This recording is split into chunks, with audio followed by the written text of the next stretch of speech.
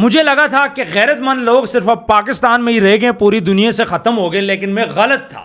یہ جو ویڈیو آپ کو نظر آ رہی ہے اس میں شادی والی رات کو ہی ڈیورس ہو جاتی ہے, میاں بیوی کے درمیان لڑائی ہو جاتی ہے. معاملہ کچھ یوں ہوتا ہے کہ شادی کا رنگ چل رہا ہوتا ہے, ہر طرف خوشیاں ہی خوشیاں ہوتی ہیں, دلہا بہت خوش ہوتا ہے کہ اس کو اس کا جیون ساتھی مل گیا ہے. لیکن پھر جو بیوی اس کی ہو چکی ہے وہ رات کو اپنے کزن کے ساتھ ڈانس کرتی ہے.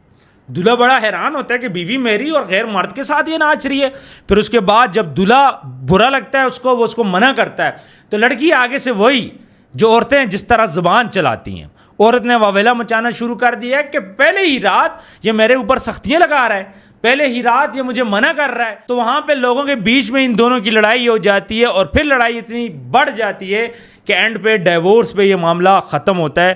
جو لڑکا ہوتا ہے وہ اپنی نئی نویلی دلہن کو شادی کی رات پہ ہی طلاق دے دیتا ہے. اب یہ ویڈیو سوشل میڈیا کے اوپر وائرل ہوتی ہے, اور پھر ایک لوگوں کا تاندہ بن جاتا ہے, جی لڑکے نے زیادتی کر لی, لڑکے کو ایسا نہیں کرنا چاہیے تھا, لڑکی بے قصور ہے. اب کامنٹ سیکشن میں آپ نے بتانا ہے کہ یہ لڑکی کتنی بے قصور ہے. اگر تیرا شوہر تجھے منع کرتا ہے تو غیر محرم کے ساتھ ڈانس نہ کر, تو کیا وہ غلط تھا؟ کیا کزن غیر محرم نہیں ہوتا؟ جب پہلی ہی رات ایک لڑکا آپ کے لیے فیلنگز رکھ رہا ہے, آپ کو اس نے اپنا ساری زندگی کا ساتھی بنا لیا, تو وہ آپ سے ایکسپیکٹ کرتا ہے کہ آپ کسی غیر مرد کے ساتھ اب نہیں ناچو گی. اور یہی حرکت اگر لڑکے نے کی ہوتی تو پھر شوہر مت جانا تھا کہ جی اپنی کزن کے ساتھ جس نے ڈانس کر لیا. جب لڑکا کسی لڑکی کے ساتھ کچھ کرے تو بیوی کو برا لگتا ہے, دوسری سائڈ پہ بیوی کیا بولتی ہے, ہمارا کزن تو ہمارا بھائی ہے. اسلام ان چیزوں کو نہیں مانتا, بلکہ غیر مسلم بھی اب ان چیزوں کو نہیں مانتے. جس کی بیوی ہے وہ اس کی پراپرٹی ہے, کسی کو اچھا لگتا ہے کسی کو برا لگتا ہے, وہ آپ کی اپنی مرضی ہے. سر میرا جسم میری مرضی, میں سالن کیوں گرم کروں؟ یہ کافی زیادہ مثالیں ہمارے پاس موجود ہیں.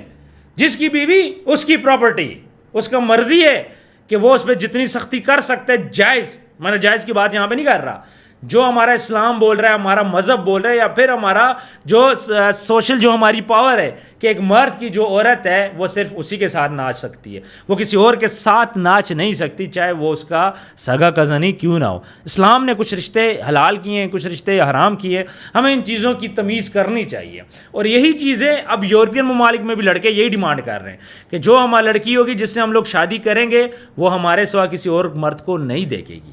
پہلے آپ کو پتہ ہے یورپ کے کلچر کے بارے میں کہ کیا ہوتا تھا, وہاں پہ لیونگ ریلیشن شپ ہوتے تھے اور گرل فرینڈ بوائے فرینڈ والا سین ہوتا تھا.